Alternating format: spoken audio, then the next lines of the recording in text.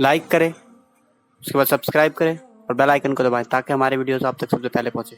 कभी सास का ताना, ननन का ताना, जिठानी का ताना, देवरानी का ताना ये बर्दाश्त नहीं होता। शौहर भी ताना देता है। माजी करीब में जो खुदकुशी हुई है उसका सबब पता नहीं, हकीकत क्या है, मीडिया पे कोई भरोसा नहीं किया जा सकता। लेकिन जो जाहिरी वजूहात सामने आई है वो जहेज है। बस ये पैगाम दे के बात खत्म करना है। जहेज जहेज मुसलमानों में नहीं है।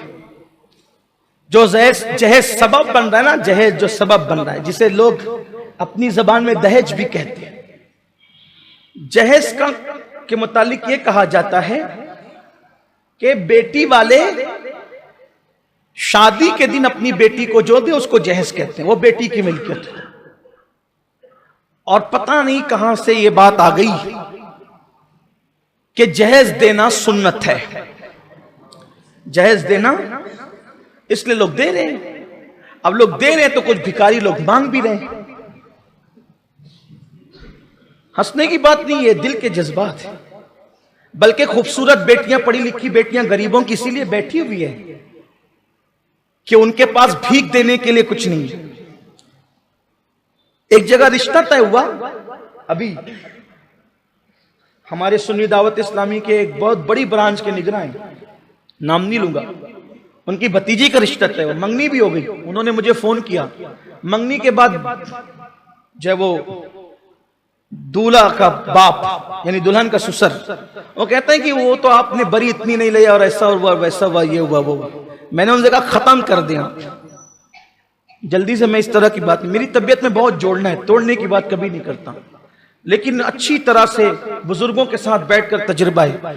इसलिए कि जो बेटी लेकर खुश ना हो, तवज्जो करें मेरे जुमले पे, जो बेटी लेकर खुश ना हो, आखिर आप क्या दे देंगे तो वो खुश होगा?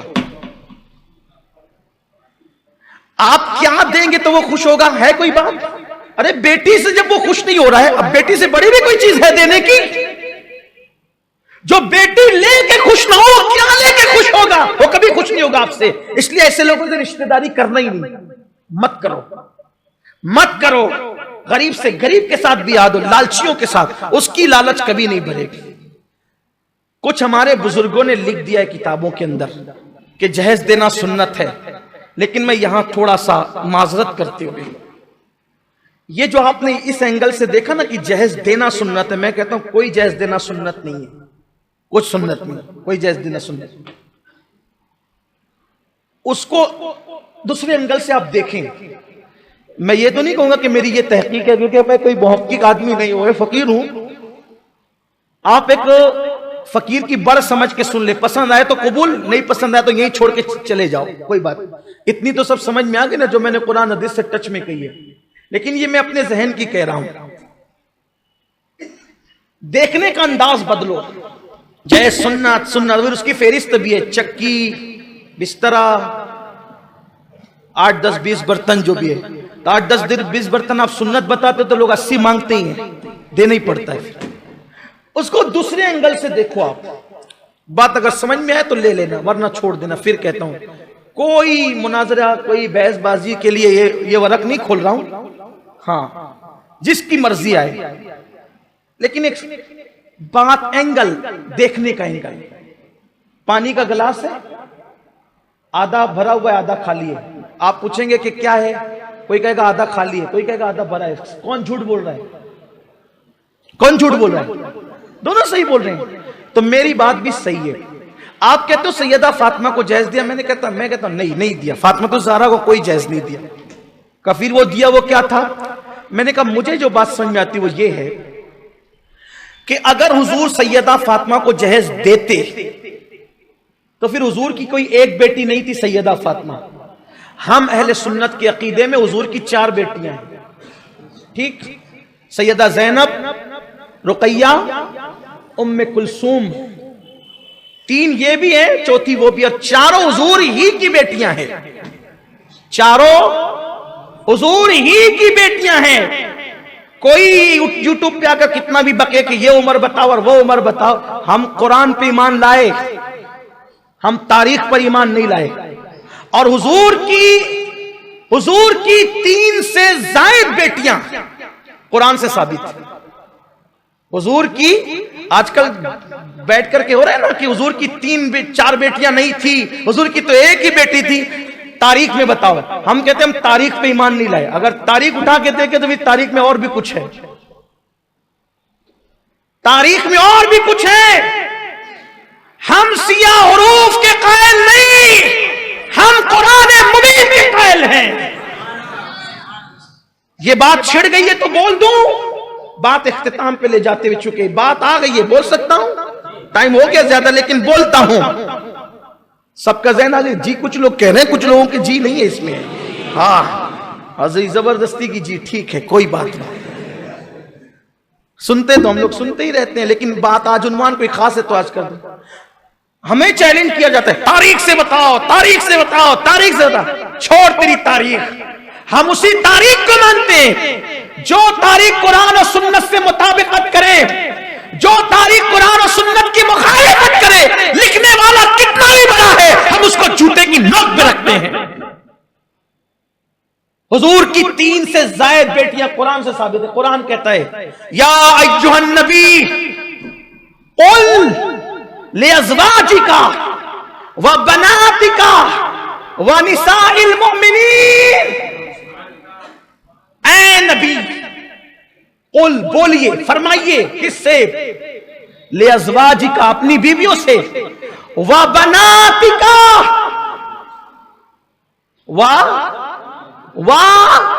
बनातिका, अपनी बेटियों से, व निसाइल मोमिनीन, और मोमिनों की औरतों से।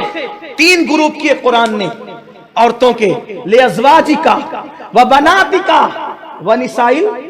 बोलिए आप, ऐ महबूब आप बोलिए, किससे? अपनी अज़वाज से, अपनी बेटियों से और मोमिन औरतों से। 3 ग्रुप हो गए। इसका मतलब मोमिनों की औरतों से बोल दीजिए, अपनी बीवियों से बोल दिया, किससे? वह बनातिका, अपनी बेटियों से। अगर एक ही बेटी होती, एक ही बेटी, तो कुरान क्या कहता? बिन्तिका, अपनी बेटी से बोलिए। और 2 होती, इसलिए कि अरबी का कायदा है, हर जबान में वाहिद है और जमा है, हर जबान में वाहिद और जमा है। ये अरबी की फसाहत है, अरबी में वाहिद जमा नहीं है। वाहिद तस्निया, जमा भी फिर नहीं, जमा किल्लत, जमा कसरत, ये है अरबी का कायदा। अब कुर्बान जाए, अगर एक होती वाहिद का सेगा आता, 2 होती तस्निया का सेगा आता, अल्लाह अकबर, और सिर्फ 3 होती, सिर्फ 3 होती, 3, सिर्फ 3 होती, सिर्फ 3, है ना? तो वो 3 की बात भी नहीं की गई।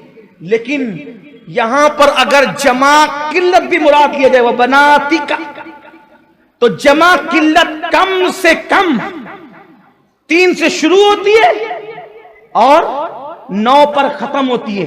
अब कुरान कहता है कुल्ली अज़वाजिका व बनातिका, ऐ महबूब अपनी बेटियों से कहो। तो कम से कम अगर जमा किल्लत भी मुराद लिया जाए तो नबी की कम से कम कितनी बेटी होनी चाहिए?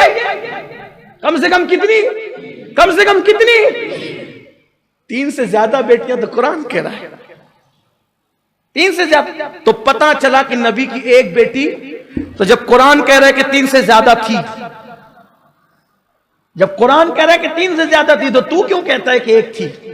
नहीं साबित कर सकते, कुरान है। बहरहाल, तो हुजूर अलैहिस्सलाम के बारे में अगर ये कहते हैं कि उन्होंने सैयदा फातिमा को जहेज दिया, सैयदा फातिमा को हुजूर की एक बेटी थोड़ी थी, सैयदा ज़ैनब को दिया, वो साबित करो। उम्मे कुलसूम को दिया, वो साबित करो। रुकैया को दिया, वो साबित करो। और पता चला अगर हुजूर इनको देते तो उनको भी देते,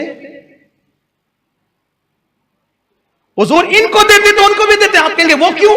वो इसलिए कि एक औरत हुजूर अलैहिस्सलाम की प्यारी ज़ौजा उम्मुल मोमिनीन हज़रत आयशा सिद्दीका के पास आई। अम्मा आयशा ने उसको खजूर दी, अम्मा आयशा के हाथ से उसने खजूर ली। उसके साथ 2 बेटियां थी, 2 टुकड़े किए, दोनों बेटियों को दिए। जब वो चली गई, उम्मुल मोमिनीन ने कहा या रसूल अल्लाह, या रसूल अल्लाह, मैंने उसको खजूर दिया, उसके साथ 2 बेटियां आई थी, मैंने उसको एक खजूर दी तो उसने दोनों के बराबर बराबर टुकड़े किए और दोनों को दिया। हुजूर ने फरमाया, आयशा, अगर वो एक खजूर के बराबर टुकड़े न करती और कम ज्यादा करती और दोनों में इंसाफ नहीं करती तो कयामत के दिन उसको अल्लाह की बारगाह में जवाब देना होता खजूर की तकसीम पर। यानी खुद की खजूर नहीं है, दूसरे की दी हुई खजूर है, तो भी दोनों बेटियों को बराबर बराबर, कम ज्यादा नहीं किया। यहां तो यह है कि किसी बेटी को कारखाना पूरा उठा के दे दिया, किसी को तराशन भी नहीं पूछा जाएगा। किसी बेटी को, किसी बेटे को 4-4 घर दे दिया, किसी को एक से भी महरूम किया, पूछा जाएगा। जब खजूर की तकसीम में बराबरी है तो जो रसूल खजूर की तकसीम में बराबरी का हुक्म दे, हुजूर से ये माज़अल्लाह कैसे मुमकिन है कि जो खजूर की तकसीम में बराबरी का हुक्म दे वो एक बेटी को जहेज दे दे और 3 बेटियों को कुछ ना दे। तो हुजूर ने फिर सैयदा फातिमा को जहेज दिया? नहीं दिया, लेकिन दिया तो ना। हुजूर के घर से चक्की गई थी ना, चमड़े का बिस्तर गया था ना, 2 तकिए गए थे ना, मशकीजा गया था। मैंने कहा बिल्कुल गया था हुजूर के घर से, लेकिन सैयदा फातिमा को नहीं गया था। बात असल ये है, जिस एंगल से मैं दिखाना चाहता हूं वो ये है कि मौलाए कायनात हुजूर के सिर्फ दामाद ही नहीं है, हुजूर के चचाजाद भाई भी हैं। और मौला अली की परवरिश हुजूर ने अपने घर में की, हुजूर ने अपने घर में की। मौलाए कायनात का कोई घर नहीं था, घर का सामान नहीं था। अगर बफर्ज़े मुहाल मौला अली का रिश्ता सैयदा फातिमा के साथ ना होता और किसी और के भी साथ होता तो बोलो उनके घर के सामान की जिम्मेदारी हुजूर के करम पर थी कि नहीं थी?